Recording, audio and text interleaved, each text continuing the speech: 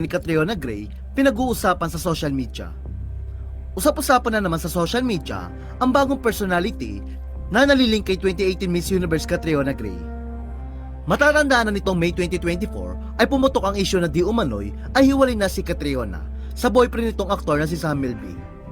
Nag-umpisa ang usap-usapang ito nang marami ang makapansin na hindi nasuot ni Catriona ang engagement ring nila ni Sam. Matatandaan na noong February 2023 ay inanunsyo ng dalawa ang kanilang engagement. Mas tumindi pa ang mga espekulasyon tungkol sa kanilang paghihiwalay nang mapansin ng mga netizen na burado na sa Instagram ni Catriona ang mga engagement photos nila ni Sam. Nasa Instagram pa ni Sam ang mga nasabing larawan, ngunit hindi na ito nasundan pa ng ibang larawan nila ni Catriona.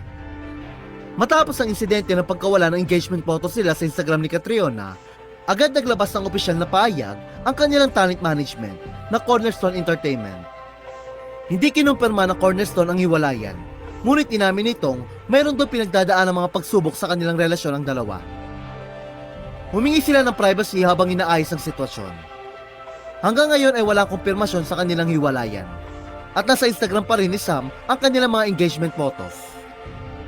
Ngunit muli na naman nabigyan ng atensyon ng issue nang kumalat ang mga larawan ni Catriona, kasama ang businessman na si Michael Needham, at sinasabing ito raw ang bagong lalaking nalilink kay 2018 Miss Universe. Mas lalong nagtaka ang mga netizen dahil nitong August lamang ay nalink si Michael sa aktres na si Bea Alonzo. Diretsahang itinanggi ni Bea na hindi niya boyfriend si Michael, kahit ilang beses na silang nakikita magkasama sa airport at sa restaurant na pagmamayari ni Michael.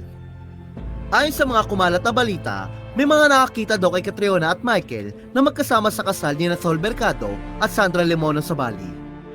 Nakita din daw sila magkasama sa London ilang araw lang ang nakakalipas. Malaking tanong tuloy ngayon kung mayroon bang namamagitan sa dalawa, at kung meron man ay paano na si Bea Alonzo at Sam Melby. Wala pang lumalabas sa kahit anong opisyal na pahayag sa likod ng balitang ito.